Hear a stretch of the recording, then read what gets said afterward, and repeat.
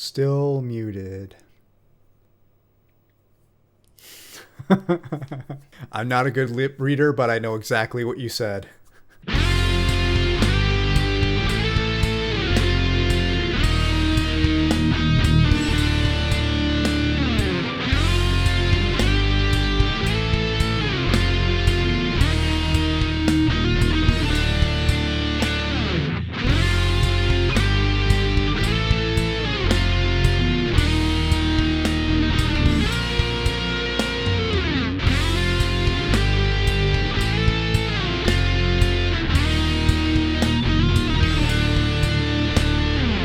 Hey everybody, how's it going? My name is FamCam and welcome to It's Getting Late. Tonight we have an amazing guest. This is long overdue.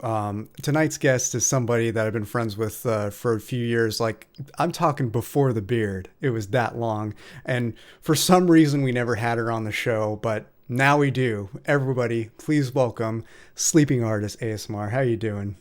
Hi, thanks for having me. Thanks for coming on. So we got a good few topics to cover, but first let's go for the standard, most relevant to the topic of the show, that is ASMR. How did you first get into ASMR? Oh gosh. So it was probably about 2012, Hmm. and I had had a baby, my youngest child, and could not sleep, Hmm. obviously. Um, and a friend of mine had been watching ASMR and told me, and at the time, I thought it sounded like the dumbest thing I'd ever heard of in my life.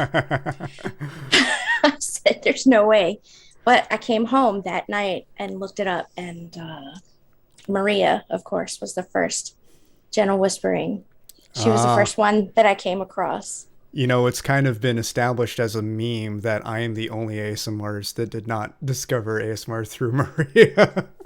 Well, it's got to be either Maria or Darling or who Heather Feather, else? maybe? Yes, Yeah. yes. Well, I discovered it through Review Tech USA. He's not even an ASMRist, but he discovered ASMR through gentle whispering, so I truly am alone in this. But, although I have had a few guests that have discovered ASMR by other means. But yeah, usually it is Maria, and why not? She Hmm. is the GOAT for a reason. Absolutely. So what made you decide to start doing ASMR yourself? Um, that's a good question. I watched it for about 2 or 3 years, and then the more you watch, the more the more I thought I could totally do this. I feel you. That's kind of First how of I all, was. nobody can hear me when I speak anyway, just naturally. So I might as well go with that. I checked the mixer to make sure that it was reading you after you said that, because you can never be too careful. But I But yeah, sat I'm on sure the we can hear you. idea. I sat on the idea for about 3 years before I pulled the trigger. So, What are some of your absolute favorite ASMR videos of all time? so definitely departures. The one who just came back and started a new channel. Oh, you're talking about ASMR requests, aka Ali. Yes, Now going yes. by Ali, etc. Yeah. Hmm. Okay. That one is, one of the ones that I've watched over and over and over and over. And then the gentle whispering, gentleman suit fitting. Ah, yes, that is a classic. I can't tell you how many times I've seen. I could probably recite it. I won't. I probably could. Yeah, we don't want Maria copyright striking me. But yeah, those are some good choices. Mhm. One of my favorites from Gentle Whispering, actually, a good few years back, she put out a slime video where she only says like a few words throughout. It's mostly just you're drowning in the sound of slime. Like, you actually feel like you're the Yes. microphone having the slime just go over you, which is just the most amazing thing ever. I can't tell you how many times I've fallen asleep to that one. It's a trip. I love that one because of all the faces she makes when she's hearing it in real time. Yeah. Exactly. You and I, a long time ago, met through Minx Laura 123. Shout out to her. She's actually been on the Mhm. show before I was in the community. Actually, Laura, if you're watching this, you're always welcome back on. By the way, how did you discover Laura, and what are some of your favorites from her? Oh, I love Laura so much. Hmm. Um, you know, I discovered Laura because Laura did an interview with Maria one time. Really, I Hmm. didn't know that. She interviewed her for her channel, Maria interviewed Laura, or vice versa? vice versa. Laura interviewed Maria probably Oh, 2012, 2013, oh wow. because Laura was probably the third or fourth ASMR creator that I ever watched. Oh, Yeah. how about that? And I remember seeing you in the chats. Yeah, Yeah, way back in the day. absolutely. To this day, my favorite ones that Laura does are the grocery store role plays Oh yeah. because that's prime shoop shoop, you know. All of her grocery store role plays, she shoop shoop shoop shoop. Yeah, Love them. she is the queen of the shoop shoop shoop. It's a cardinal rule that if you do ASMR in the style of her, do an impression of her, whatever the case may be, you gotta throw in a few shoops. It's the law. Absolutely. That's how it Absolutely. is. It's her signature. And yeah, her shopping role plays really makes sense for her, in large part because some of the other content that she does, not in ASMR on her other channel, Mixlr123's Wacky World. For a long time, she's been going live doing these walk with me streams that I used to Mhm. do when I was between jobs when the pandemic started and I didn't have to worry about a sleep schedule. I'd be up at 2 a.m. my time, and tune in before I go to sleep. And that was a lot of fun. It was like one of the greatest ways for me to de-stress alongside ASMR, obviously. But it was nice just to be able to hang out with people when it was 2 a.m. and everybody I knew was like fast asleep. You know what I mean? So you're called Sleeping Artist ASMR for a very obvious reason, Mhm. as y'all could probably tell. She is a very talented artist and has done some art integrated in her ASMR. Let's talk about you and art. How did you first get into drawing? I've been drawing since I was a baby. Oh, yeah? Um, really, I used to get in trouble in elementary school Oh, me too. for drawing instead of paying attention. So yeah, my whole life. And actually started out in art school with the intent to become an elementary art teacher. Oh, yeah? And yeah, that didn't work out. But Any particular reason, if you don't mind me asking? I did my some student teaching. It was kind of preliminary student teaching. Hmm. And hated it. Fair. That's kind of how I was with because I used to want to be a video game designer, but then when I got my hands on it in college, I really hated it too. Mm. I loved doing graphics and animation and video production on all that, which was what led me to YouTube in the first place. But yeah, there's so much crap that goes into building the simplest games. It's insane, and you can never be too perfect. And even when you are perfect, there may be expansions made into the game that can break everything that you worked on, and it's just a mess. I think that And happens pretty frequently, doesn't it? it does, even in the industry, and I didn't want to Hmm. live that life of stress. You know what I mean? But yeah, back to your art. Do you remember any particular interesting things you drew as a kid, whether it be like funny or just absolutely breathtaking or something like that? Any come to mind? um, I was a little girl. I used to draw little girl crap, little princesses with big poofy dresses and unicorns and horses. I was big into horses. So, Ah, and then as I got older, I used to copy magazine photos. ah. Hmm. That's good. That's kind of what I did as a kid. Although I drew more um, cartoons Hmm. and video game characters. A friend of mine in eighth grade used to copy Sonic characters off of the Sonic Adventure 2 case. And then I used to do that a lot too because I was super competitive, and whenever my friends were doing something that I was at all into, I always had to one up them. Sure. Yeah. Yeah, that kind of was my thing. People often accuse me of doing that today, and I'm human. I guess Oh, I sometimes do that come once in a while, on. but not as much as I did as a kid. Okay. But yeah, that's how it is. A friend of mine actually in second grade, this just popped in my head. Um, he used to draw like a really angry looking dude that would have like stinky breath like every time he talked. He'd draw like green clouds around him as the speech bubble and saying okay, okay. I don't know, super random, but Mm. for some reason I became obsessed with that and started drawing that too. I would always credit him, I promise.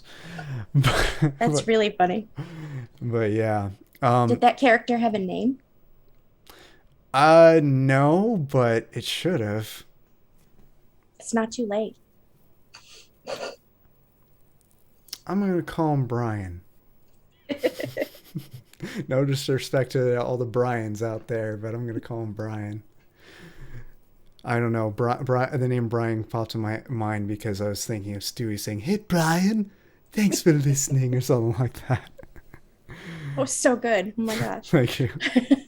What are some of your favorite artists in history, and how do you draw inspiration from them? I really like kind of all the cliche ones, Picasso, and I like Salvador Yeah. Dali. I used to be a really big fan of Caravaggio. Hmm. Uh, I mean, I still am. Cassatt, Liechtenstein, like different Warhol, different people, different eras, different genres of art, kind of all over the place. When I am not doing portraits, which is what I'm usually doing, Yeah. I really, really like abstract stuff. So, Yes, there really is no limit to what art can bring us, and yeah, I think abstract art is criminally underrated because a lot of people who aren't into art look at it and they're like, oh, anybody could just throw paint on a canvas randomly. But the reality is, yeah, some artists do that and make a quick buck if they have the right connections. But for the most part, there really is some passion behind it. Like there's something going through their mind that they're imagining so deep. People like me who aren't super geniuses wouldn't be able to decipher it as easily. But yeah, that's the thing. People need to learn to appreciate art in all forms, even if it doesn't appear like super technically complex. There's always going to be, I shouldn't say always, but there's usually going to be a deep meaning behind it. And it can be open for, it often is open for debate, but that, in my opinion, is the beauty of it because that's the big difference between art and science is absolute. There's like a definite answer to it, even if we come up with different conclusions over time from new discoveries of it. Art is purely open to interpretation, and we gotta respect our differences and our views for that. You know what I mean? I'm really into just form and line and color and but between you and me and whoever watches this, um, the reason why I got into abstract art in the first place is because I suck at painting faces. You know, Suck. maybe I should get into abstract art because I suck at painting faces too. I suck at painting in general. I'm good at hand drawing with a pencil, Right. but for those who don't know, years ago, again before the beard, Julie and I did a drawing collab where we drew each other. We so got to do another one Absolutely. with the beard because that's just how it is. But yeah, maybe I should start considering doing abstract art because my mind does wander so much, and that that qualifies me to paint some abstracts. Why not? And I've always been like I by no means am an expert in art culture and art history. I'm not going to pretend to, but I always enjoy looking at those paintings and just immersing myself in my own interpretation and in my own world, because, you know, life is stressful, and that is a great outlet to release that stress. It's just another one of those. I've got several paintings in my house that I did that are hanging on the walls, and sometimes people come over. Well, all the time, people come over and they say, "What is this? You know, what is this painting of?" And I'm like, "What do you think?" That's a great way to hook somebody, you know. Put them in the world of imagination. Give a little mystery to it, you know. That's how it is. Art is a lot more interesting that way. If everything is like super obvious, you're gonna look at it and go next within a few seconds. But what hooks people is getting them to capturing their own imagination. You know. You were saying? There are some weird ones that don't seem like much.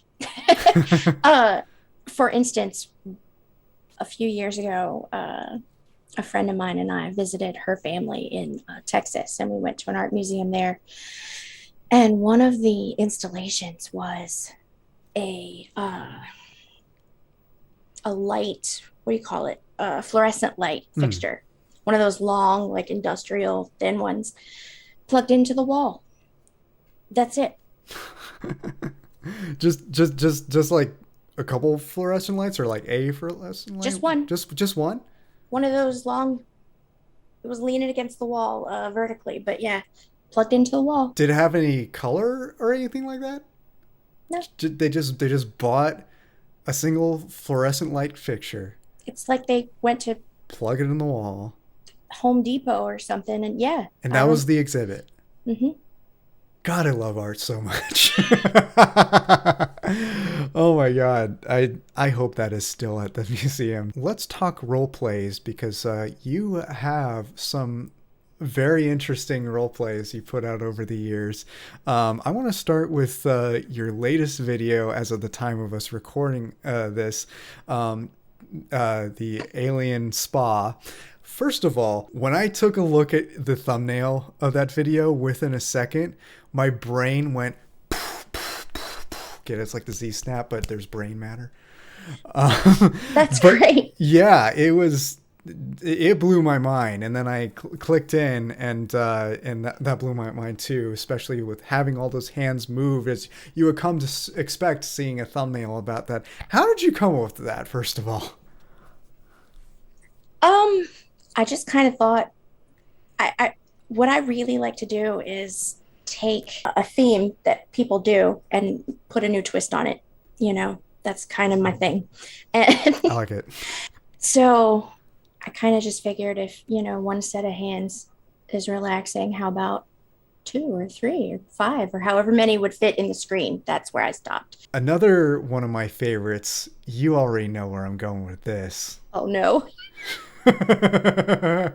Because I've done my own version of it in the collab we did. Shopping for curses. Oh my God, it is one of my favorite things ever. It's a store role play where you're shopping for curse words, basically, and you're given the rundown of what the store offers. What the hell was going through your head when you came up with that? I have to know.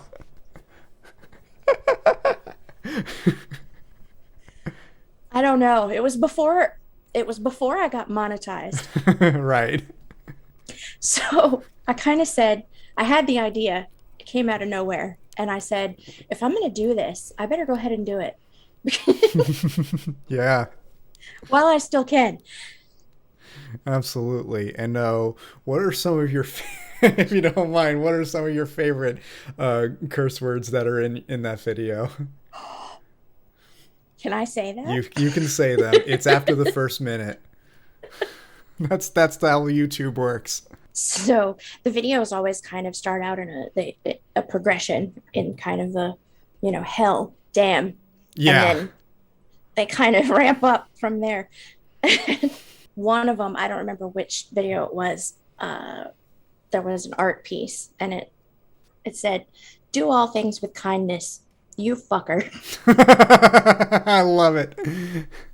That's that kind of reminds me of there's a cartoon online about a cupcake, a motivational cupcake.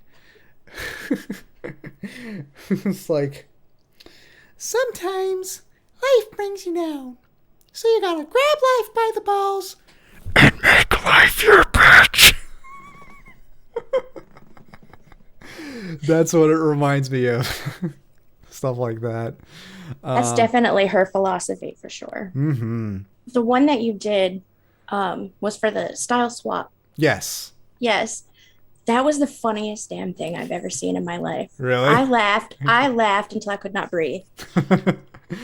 I was hoping for that. I was trying to live up to how well you did in yours. So I appreciate that. Of course, my favorite of my version was when I recited the Elder Swear from Potter Puppet Pals.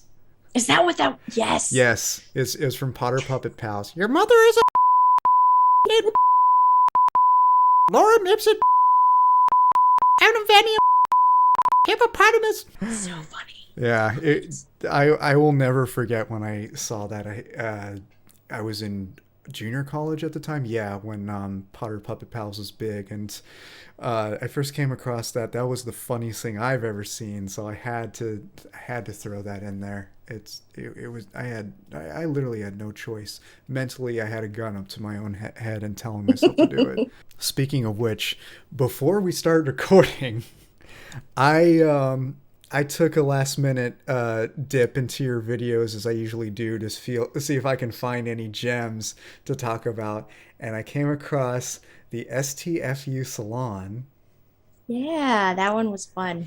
Yeah, I haven't had time to watch the whole thing. I will watch the rest after the end, but just the concept is just so fascinating because, you know, I've always wanted to find some kind of experience like that wasn't so talkative. Like, I don't mind talking to people, otherwise I wouldn't be doing this, obviously.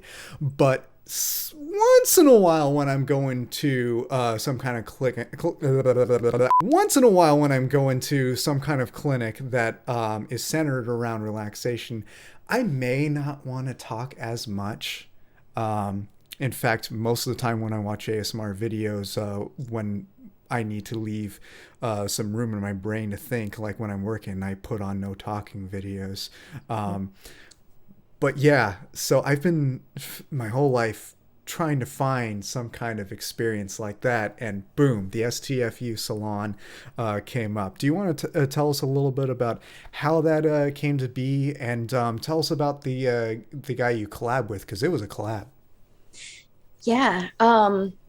So I got the idea when I was getting my hair cut because Awesome.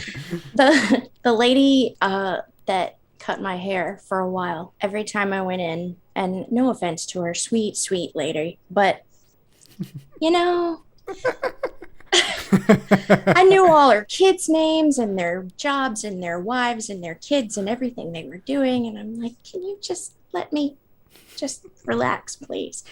And I kind of thought if there was a place where you could go, where you could have the option to just kind of say, I'm coming in, I want to sit in the quiet chair, leave me alone. That would be sweet. I would love that so Yeah. much. And of course, it's me. So, you know, they're going to cuss at you. Absolutely. So the guy that collabed with me on that is the Thinker ASMR. And if you've not seen his stuff, you absolutely should because I really appreciate what he does because it's really unique. Everything, all the dialogue and all the everything that's going on in the video is inside his head. Yeah. So it's all voiceover, and he does all these faces and things to go along with it. But it's just awesome, and it's funny, which I love, and he's got a nice deep voice, and he's just great. He does a lot of his like main channel character has a barbershop, and so there was nobody else better to collab with, for that. So I love it. FYI to people watching who are interested in checking it out, which you absolutely should. There's a censored version and an uncensored version. The censored being on Julie's channel, and the uncensored being on the Thinker's channel. Hmm. I'm excited to watch the rest of it on both channels. It's going to be a blast. Because, like I said, I only watched the beginning before we started recording, but I had to talk about it because it's just a genius idea. And sometimes bleeping the stuff out makes it funnier. Yeah, it's an art. It really depends on like the context and the delivery and everything. Um, I like. I personally think bleeps are funnier when they're not as expected. Like, I guess, like if you expect cursing to happen, uncensored is a bit funnier. But if you don't expect it, then throwing the bleep in there has a better surprise element, in my Hmm. opinion. I don't know. Maybe that's just me. What do No, you I think? agree. Yeah. Absolutely. I also like when people don't just do the bleep sound, they make it like a duck quacking or, Yeah, that something that like that. that's one of many reasons why I'm a big fan of Aqua Teen Hunger Force because they bleep all their curse words with various sounds. There was an episode where someone named Dan, who was basically the Grim Reaper, was a gutter salesman.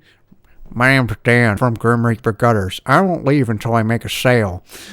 Um, and so he was just pestering the Aqua Teens to buy some gutters for the house, and then finally, Frylock was saying, "I guess I gotta get some gutters," but it came out like this: "I guess I gotta get some damn gutters." And then he just piled a bunch of gutters all over the front yard instead of having them attached to the house. He just bought them to get him away. It was great. Uh, I but haven't anyway, seen that in a long time. yeah, it's such a classic. As we established, you're a mom and you balance parenting life with content creation. Do you have any advice for parents who are interested in going into the content creation world? Become a night owl. Become a night owl. That's fair. Um, Or, if you're blessed enough to live in a place where it's not noisy, maybe you can film while your kids are in school, or, I mean, basically, you just kind of have to really be good at going with the flow and fitting in filming and whatnot whenever the time presents itself. you usually have a set time. How often does that go to plan, and how often does it get interrupted? Oh, Lord. So the plan is I film in the evenings, usually dinner time-ish until 10 or so, because I have to get up at 6 in the morning with kids to go to Mm, school. yeah. So um, I would say that plan gets derailed 9 times out of 10. Yeah. Ah, how do you work around that? Sometimes I can fit it in the next day. Sometimes uh, I'll do it during the day if I can. Sometimes I just have to wait.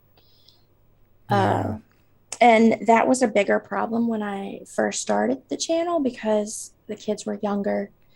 And Lord love everybody that is a content creator right now with babies. Hmm. I don't know how you do it. Content creation alone, despite what the internet likes to say, is a very, very taxing job. Yes. And it is a job. Even if you're not at the point where you could do it full time and have it be your main income, it's still a ton of work. And I'm balancing it out with a day job. I work Hmm. full time and do this and have my own life out of it, and that alone is tough enough without any kids. Hmm. So much love and respect to you and everybody who does balance that out with kids, because kids are a handful. I do know kids are a handful because I was a kid once and I am extremely self-aware. Come on, you're an easy kid, weren't you? Tell that to my mom. I was not. I was not. I was a good kid, but I was tough to raise. Let's put it that way. I have nothing but respect for mom creators with young kids Mm-hmm. because oh my gosh. Yeah. And I know there are people that are doing it and don't really have that support system in place to, you know, you can somebody else can take care of things while you film. Not everybody has that. So, Mm-hmm. I mean, you have to really, really love making your content, I Absolutely. think. Oh, definitely. Yeah, in any circumstance, you do, but yeah, especially when you're blessed with children that you have a great responsibility to watch over. Um, if you don't have the passion to drive you to make content, especially with that added responsibility, there's just no way. There's Mm-hmm. just no way. We have some fan questions. We're gonna Uh-oh. we're gonna have some fun. um, so these have come from Twitter, and the first set of questions comes from our friend Sage Whisperwind ASMR. Shout out to you, Sage. Um, There's one creating with a new baby at home. yes, huge shout out to Sage. Like, holy crap, I don't know how you do it, but Sage is a superhero, she is. She seriously. is. She is definitely superhuman, without question. That being said, her first question was your favorite genre of video to film. Oh, Halloween stuff, hands down. Yeah, Horror type things. Yeah, love it. It's my favorite time of year. I wish absolutely. I wish everybody else thought the same thing, but I do it I anyway. Yeah, it's so funny because when I first got into ASMR, I thought horror themed ASMR was ridiculous because I'm trying to relax, you know. But then I started watching it to support my friends, and now I understand because a there is a relaxing element to it, and b it's there's the entertainment factor because Hmm. it's YouTube, it's the internet. You gotta keep Hmm. your audience hooked, even if you're trying to de-stress them, relax them, and even put them to Hmm. sleep. You still gotta keep their attention somehow because otherwise they may go away and find something else. That whole thing. So there is a lot of value in horror ASMR and Halloween ASMR. I don't think I've ever really done anything particularly horror like. I think the closest I've ever got to it was my role plays as Dmitri, the Russian doctor, starting in the 1940s when the patient was rabid. But yeah, there's a lot of fun to it because you get to flex your creativity and even get to throw in some humor into it, which is what I'm all about and what I know you're all about. I love Um, it. Yeah. Absolutely. If I can if I can make it either scary or funny or both, sometimes that's what I prefer to do. Absolutely. And kind of maybe to the detriment of my channel, but I don't know. I feel like I got to stay true to what I'm trying to do. So, Oh, absolutely. I'm all about that because my channel is kind of a smorgasbord, and I know the algorithm hates that with a passion. So it's a big barrier to my growth, but I honestly don't care because if I'm not doing what I enjoy, I burn out. And I've right. had I've had that happen to me where I would go through phases where I dedicate my channel to a specific niche, and I would within a couple weeks at the most get so bored and just take a long break and recover because I was like burning myself out of that. I noticed that I'm able to be much more consistent when I'm doing all the things that I just want to do. Niche be damned. Hmm. My niche is just people enjoying my company. That's my Right. niche. Right. Of course, this channel has a much bigger niche. It's just me interviewing creators. That is a better niche than what I have on my main channel, but I don't care. I I really don't. dis I disagree. I like what you do. I don't think, I mean, one is a better niche than the other. I think. Oh yeah. Well, I appreciate that, but yeah, yeah, the viewers appreciate it, but like YouTube doesn't show your videos as much when you do that. That's the thing. Don't get me started. Something tells me I'm too late. Just kidding. So Sage's next question is: any tips for creating while coping with chronic pain? This is a good one. Mm. This is Yeah. an important one. So, uh, for people that don't know, I have fibromyalgia, Hmm. amongst kind of a whole host of other things. But Yeah. the biggest tip that I have is listen to your body, because Hmm. if you try to push through, you're probably going to end up in a worse place than if you had just taken that rest to begin with. Um, Absolutely. because I used to do that. I would say, okay, I've got to upload, this day, this day, this day. And so I would really, really go outside my comfort level. Hmm. Um, and anybody that has chronic pain knows that when you do that, it often takes several days to a week or more, Oh depending yeah. on what's going on, to recover from that. And you also have to be careful when you have those days when you feel good, because the desire is there to just kind of do all the things right Hmm. now while I feel good and I can do it. And don't do that. I know you want to. Don't do that, because Absolutely. you'll pay for it. It's kind of human nature to try and compensate for things like Mm-hmm. that, and you really just got to be careful. You're absolutely right. You got to pay attention to what your body's telling you. My sister also has chronic pain, and what you said really hits home with her experiences, and I'm sure many others. Yeah. Next question from Sage is, what is your favorite dinosaur?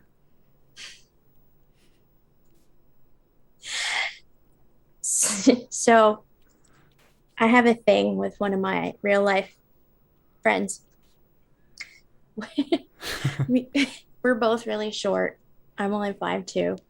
I'm not, I can't remember how tall she is. And we have, tiny little T-Rex arms. So I have to go with the T-Rex. Solid But choice.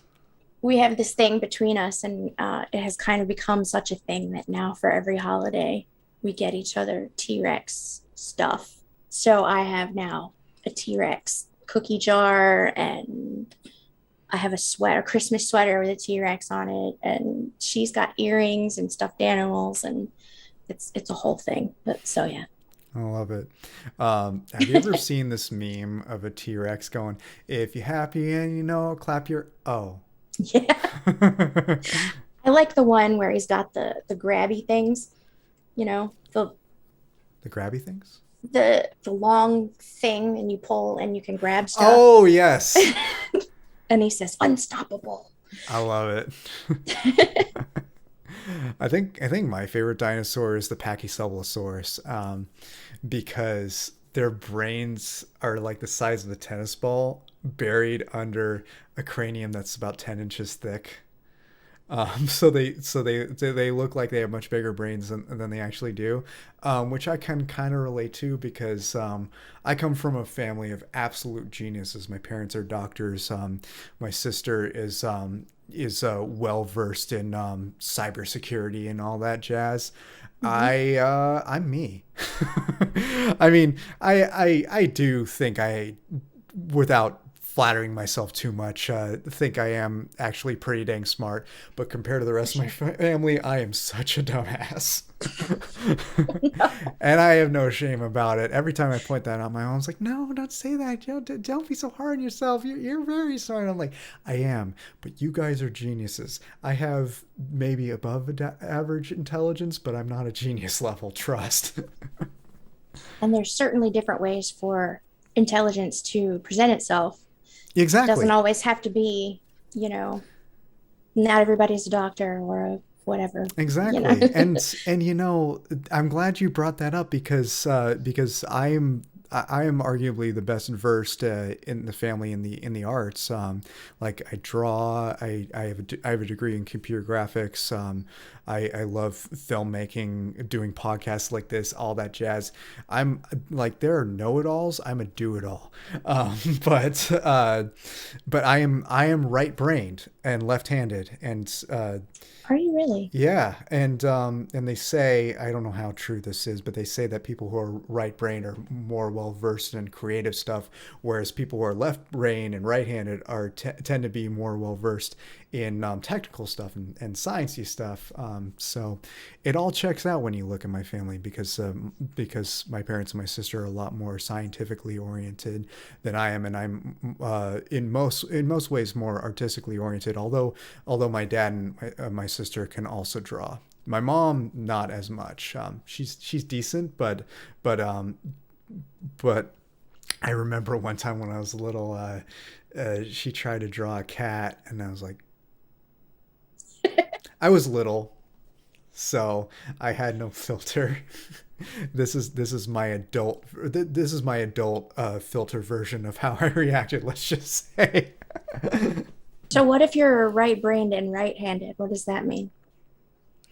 Well, if you're right brained, you tend to be left handed or vice versa because the right brain controls the left side of your body and vice versa. Because I'm definitely not left-brained at all in any way, and I'm right-handed. So, Interesting. hmm Hmm. I'm gonna have to ask my family this because they're more well versed in this stuff than I it am. makes me wonder if I should ask my family, like, was I left-handed and they made me switch? Because they people used to Yeah, do that all the exactly. I time. I know a few people IRL that were like that.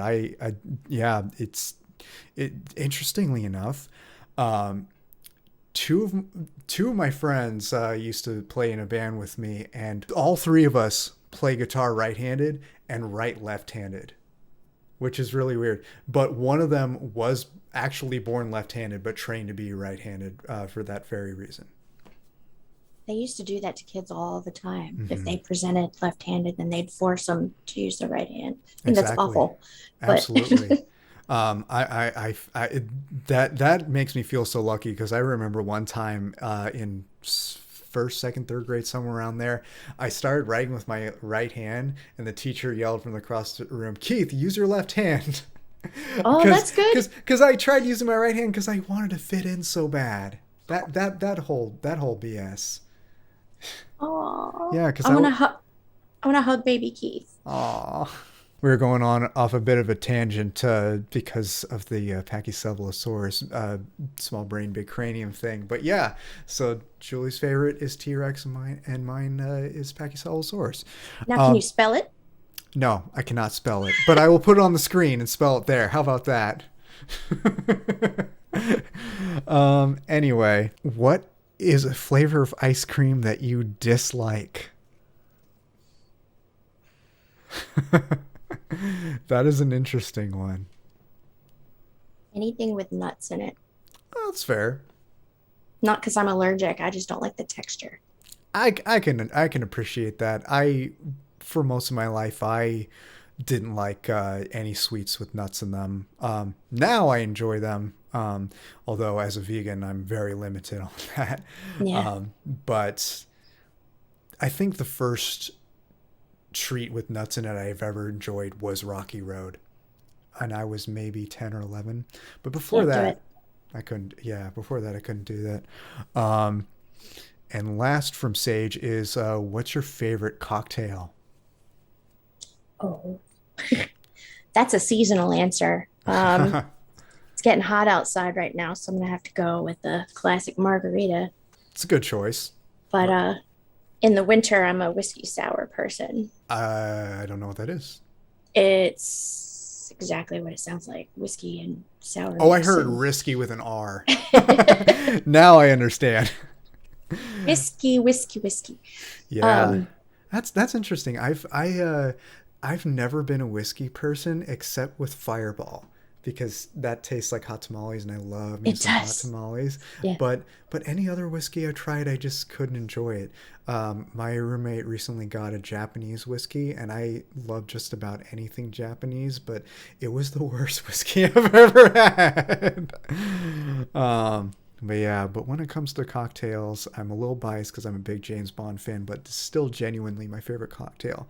I'm sure you've guessed it. The martini. Shaken, not stirred. Sure. Of course. Yes. with the green olives and the pimientos, and it's just chef's Sorry. kiss.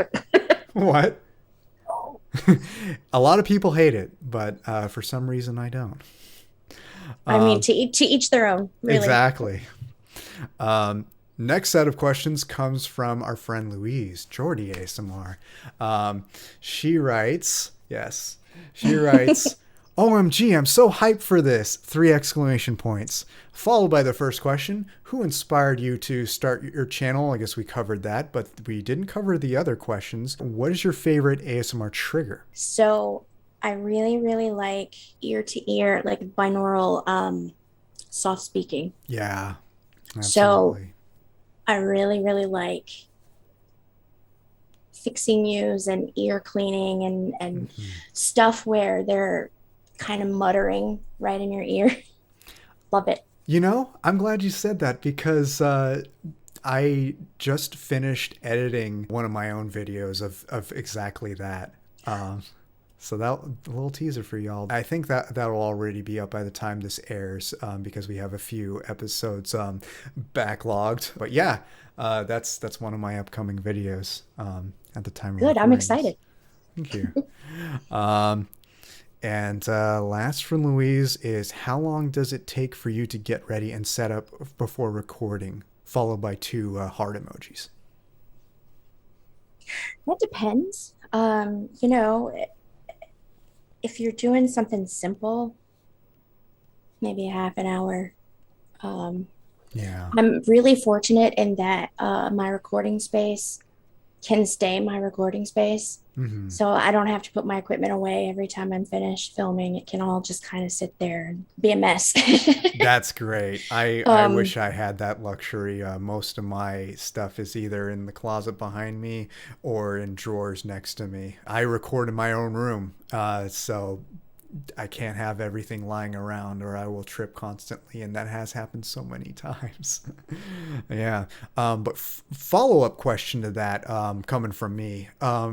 When you do more complex videos, i.e., role plays involving costumes, makeup, and all that jazz, how much longer than normal does it take to set up for that? Costumes and makeup and whatnot, probably an hour or so.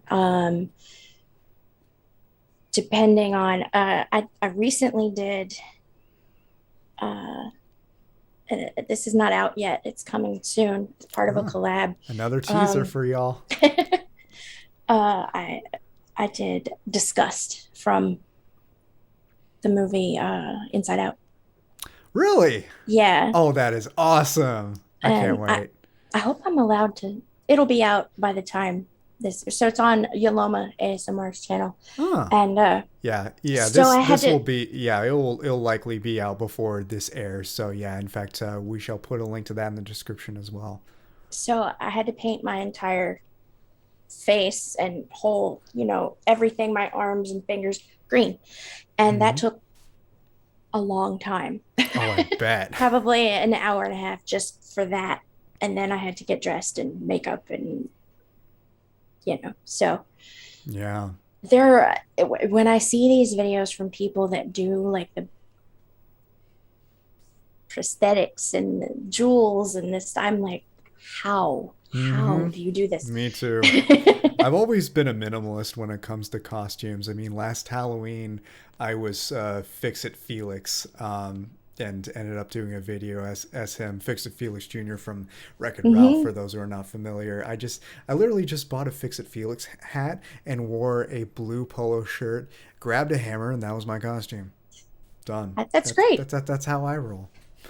But yeah, most of my costumes are like just a few small props and then let my voice do the rest.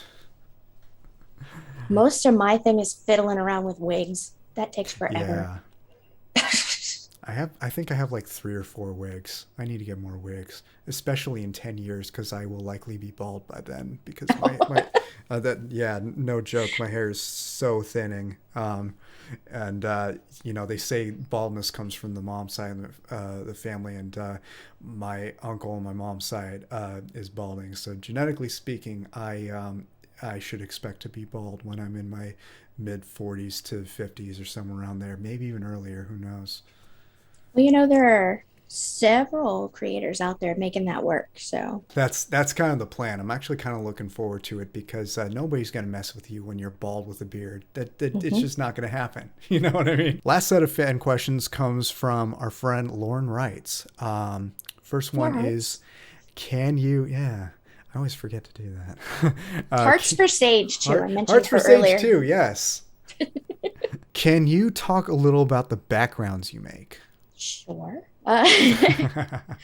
Um, I spend a really long time doing those, and probably nobody ever pays any attention to it, but I have a good time. Often when I'm stuck for a video idea, that's what I'll start with. I'll start, browsing like Pixabay or one of the Mhm. websites, and that's how I'll get a video idea. But what I like to do Smart. is start there, and then I'll take whatever I'll 5 or 10 or 100 PNG objects, and then I'll put everything in Photoshop and you know mess with it in there, and then I take it from Photoshop and put it into Canva. It's a whole thing, Oh wow. but I have a lot of fun doing that. And again, I don't think anybody's ever mentioned it, and they probably won't, and that's fine because I had fun. But Well, you know now that I'm going to be blowing up your comments sections talking about your backgrounds. thanks. I don't often just take a background that I find from somewhere and just use it. I Yeah, always add to it or tweak it or, recolor it or do something. absolutely. Next question is, what's your concept of your audience? What is your target viewer? I guess, what is your target audience? Um, that's a hard question. It is. I mean, honestly, whoever wants to, whoever can put up with my BS is my target audience. So people like Um, me. no, people who appreciate the fact that I don't do the same thing over and over and over. Hmm. There's something to be said for that. And there are people who are very, very successful doing that. And I'm not saying that's a bad thing, but I don't, I would get bored really, really quickly if I did that. Oh And yeah. so, people who appreciate that and can find the humor in my dumb humor. I don't know. I guess people for whom my voice is not annoying. Who would find your voice annoying? I don't know. I assume somebody does. Well, yeah, come to think of it, statistically, everybody's voice is annoying to somebody. It only makes sense. But you know what? Screw them. That's all I gotta say. No, No, but it's seriously though, I'm just like anybody else in that really what I want is to help people. So yeah, people that, are having trouble sleeping, people that are anxious because that's where I started from a place of anxiety kind of induced insomnia. yeah, me And too. so if I can help somebody with that the way I was helped when I first started, that's amazing to me. And kind of that's my overarching goal in the whole thing. Yeah, absolutely. That's how it goes. Mm-hmm. I'm the exact same way. That's literally was my deciding factor to start making ASMR videos Mm-hmm. because like you, ASMR did so much for me, helping with insomnia and Mm-hmm. anxiety induced insomnia. ASMR has done so much to help me with that, and I felt the need to give back, and I've always been passionate about filmmaking. So to combine the two, it just felt like just the perfect thing for me. Mm-hmm. Next question from Lauren is, what is the motivation behind creating content that isn't based on the tried and true formulas? That's a good question. What is the motivation? The motivation is I don't like doing the same thing everybody else is doing. And there you have it. And there are some elements in there, of course, that are the ASMR themes. Yeah, You have to. That's what people look for. But I like putting my own twist on it if I can. And I hope I absolutely. succeed at that. I don't know. Well, you're doing amazing so far, let me tell you. Next question is how did the people in your life respond when they learned about your channel?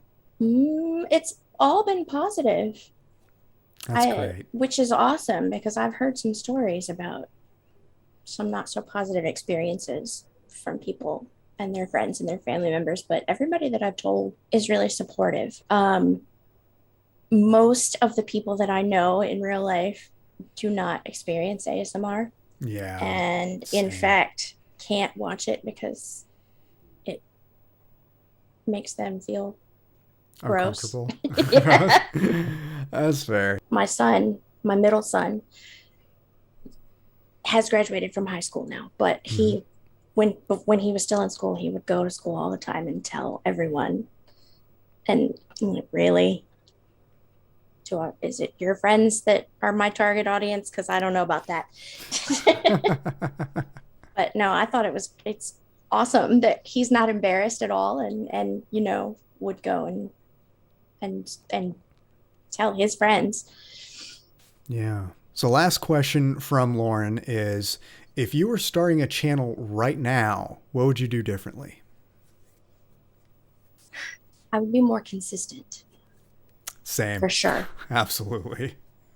When I first started, I would do one or two, and then 2 weeks would go by, and then I'd do one or two, and 2 more weeks. And I really wish out of the gate I had just kept a schedule and stuck with it. I think I'd be a lot farther along. Yeah. But hindsight.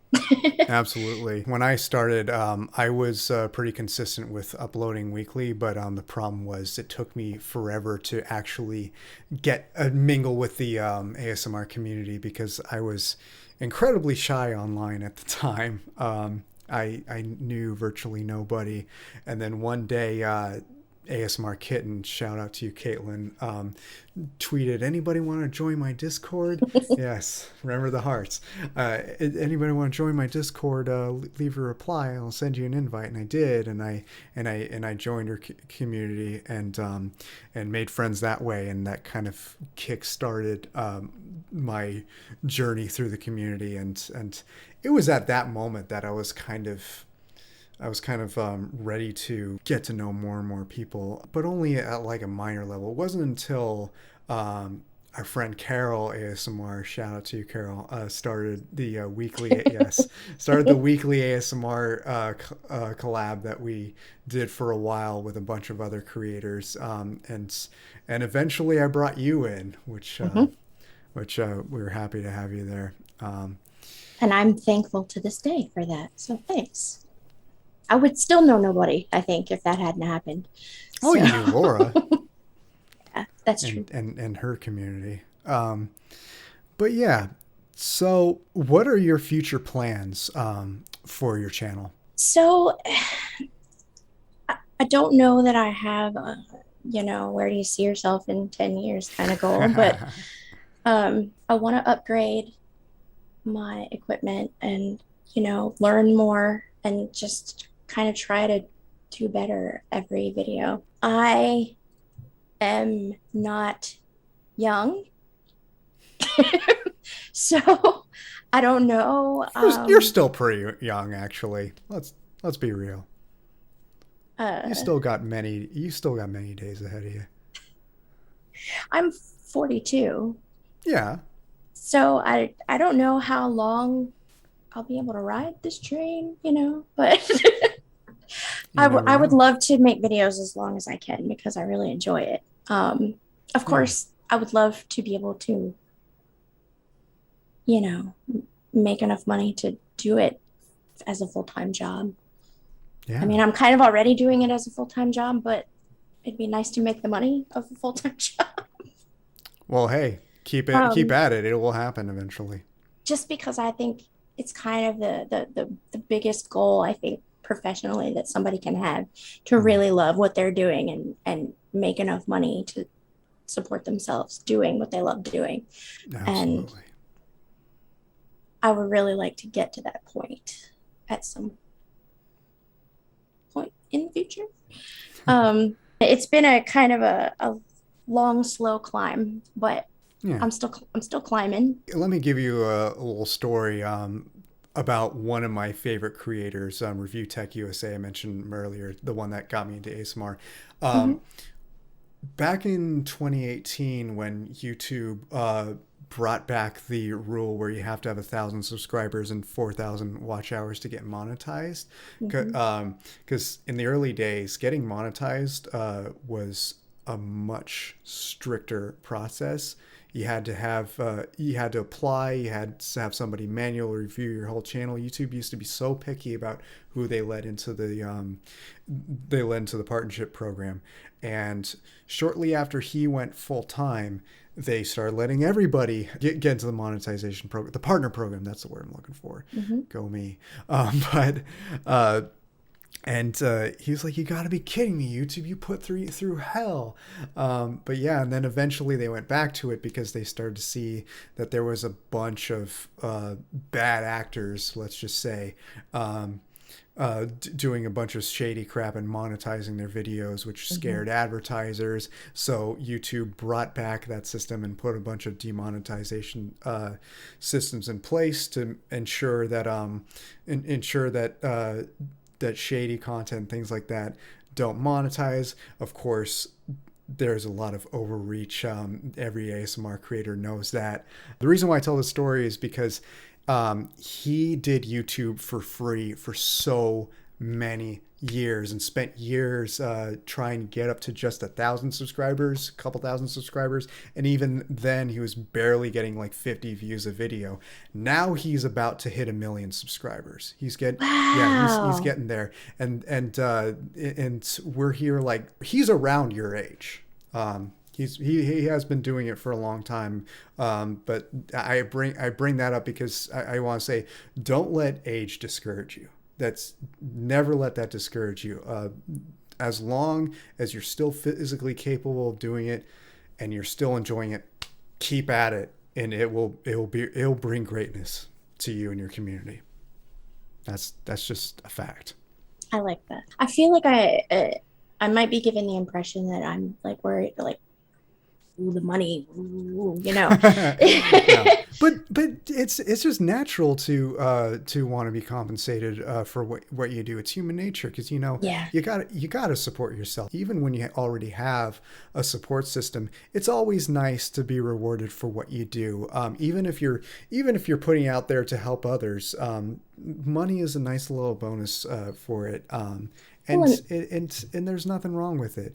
And if and nothing else, it's good to upgrade equipment and buy exactly. costumes and, yeah. So, Exactly. Where can everybody find you on social media? uh, pretty much everywhere. I have Twitter is kind of where I am all the time. Me too. I have Instagram. I have TikTok now, which I have like 4 TikTok videos. I'm not very good at it, That's but four more than I do. I have a I'm trying. I have a TikTok account with no content. I originally went over there to support ChristopherNotWalken, the founder of Mhm. the show, because that's what he's doing post IGL. But yeah, His maybe eventually I'll make my own TikToks. Who knows? But what were you gonna say? his stuff over there is really funny. I Yeah, like it. I Yeah. love it. Julie, thank you so much for coming on the show. It's been an absolute blast. Everybody, please go subscribe to Sleeping Artist ASMR. Go follow our socials. Follow her on TikTok. She will be putting out more TikToks, I'm sure of it. Um, They might not be good, but they'll be there. Oh, I'm sure they are. Judging by how good your YouTube stuff is, I imagine your TikTok. Because confession, I didn't know you're on TikTok until we shot this, but now I'm really looking forward to it. Um, but yeah, that being said, thanks for coming on, and be sure to subscribe to this channel. ring the bell, hit like, leave a comment down below, and also be sure to go follow my stuff. I have an ASMR channel here on YouTube. I also stream ASMR on Twitch every now and then. And I'm on Twitter, Instagram. Have a TikTok account that I'll eventually post content there. Be sure to give that a follow so you'll know when I do. And with all that, we are outie. Stay chill and have a good night.